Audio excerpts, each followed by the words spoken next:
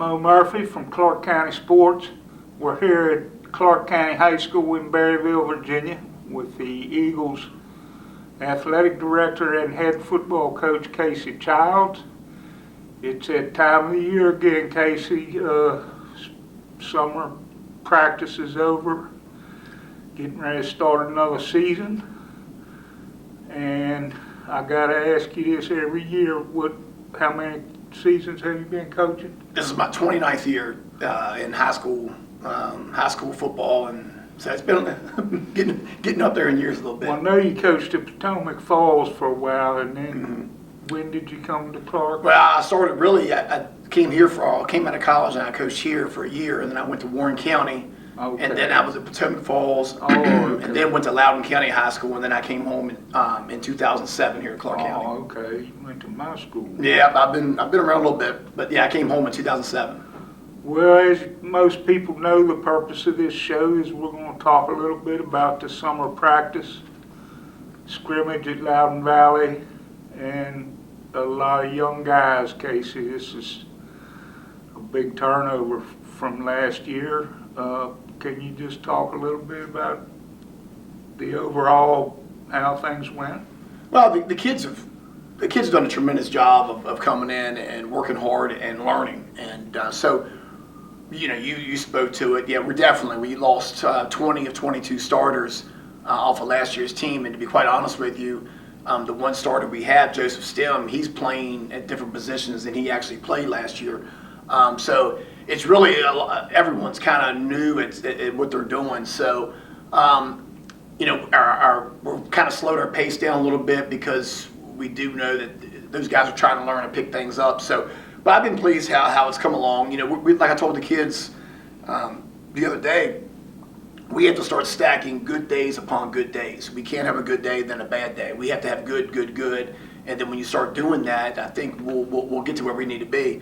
But that comes with practice, and it comes with age and maturity and everything else that goes about it. So we've got a great group of kids, and there's no secret we're young. We have 5 seniors on the whole team, and then a good handful of sophomores and juniors for sure. And so the core is there.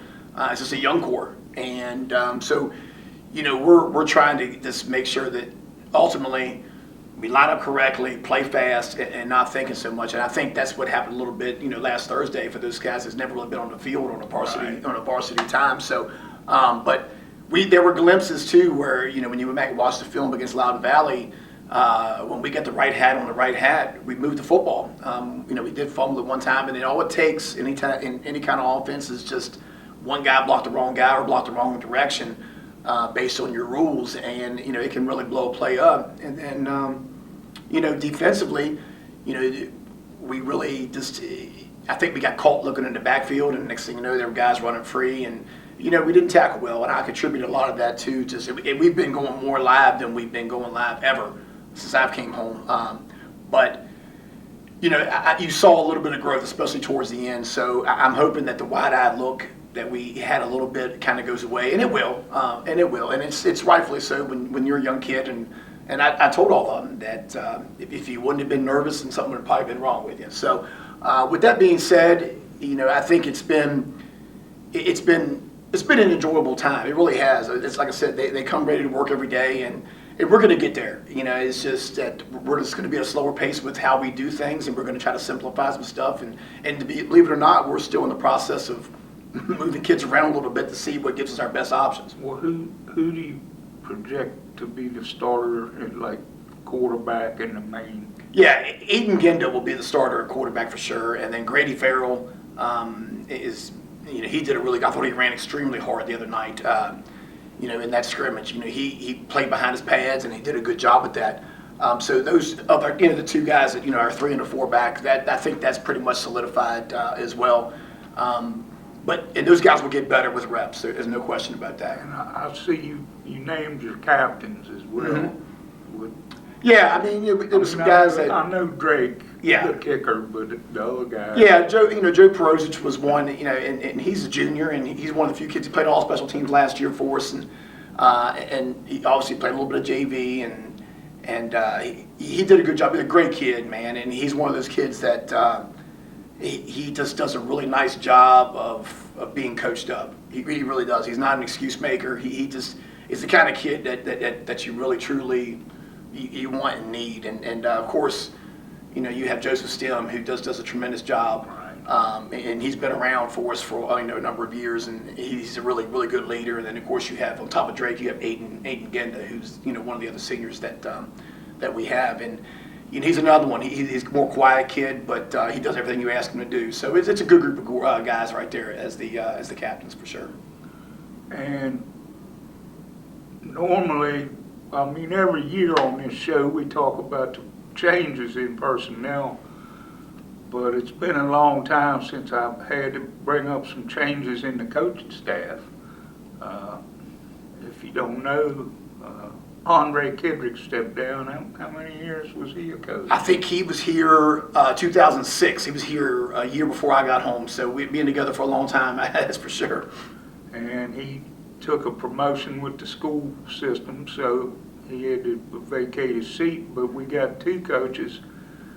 My old buddy, Mr. Money Colby Childs, and Wayne Foltz, who's been a part of the team. He's been a logistics guy, drives equipment and stuff to the games. So we're glad to see them come aboard. And where are they going to be working mainly with? Yeah, I thought, when you lose Andre, of course, that's, it's one of our best friends. There's no secret about that. Our staff is about as close as any staff can be. And we're happy and super excited for Andre, getting the director of operations jobs, and we wish him well. He's doing a great job thus far taking that role, so we're really happy and proud of him. But then getting in, obviously, starting with Colby, he played quarterback for us here. He had a really good career, holds all the passing records that we've got, and he knows that position. And so he's doing a good job with his coaching. I interviewed him a couple times. Yeah, you did. You had him quite a few times. So, but he's doing a good job. He's teaching in the building, and we're excited to have him. And of course, Wayne. I don't know if there was ever a person that was more involved with Clarke County football that wasn't really on the staff from the time that he graduated high school until now. And of course, he was the president of the Little League youth football. Right. So he's been a pleasant also addition to our staff. So you have Colby working with the quarterbacks. And then Wayne's going to help out with the offensive and defensive line. So it kind of, he's kind of taken part of the role on that Andre had as well. So our staff's really good. Obviously we lost one and we gained two really good guys as well. Well, hopefully, Andre, if you're watching, you'll be out here still supporting us at the games. And you've replaced a good guy, old Randy. So congratulations on your upgrade. Let's talk a little bit about the schedule, Casey. We got our regular bull run games. We have Central Lunenburg in Victoria, Virginia, which is quite a drive. And we have Fort Defiance. Were we regularly playing them or just in the playoffs? Oh, no, this is the first time we played them since I've been home. I don't think we've ever played them before. And then we got Catoctin again, which, didn't we play them here last year? Yeah. So yeah, they do in Maryland, they do a 9-game schedule. So then everyone's in the playoffs. So they always going to have an uneven number. Okay. So if I wouldn't have taken them again at home, they were going to have a 3 and 6, and I didn't want them to do those either. So that's why we're taking on the 6 and 4 home away, so they wouldn't have to go 3 and 6. And then of course we got an old rival that we've played many times on and off, starting here at the Felt with James Wood.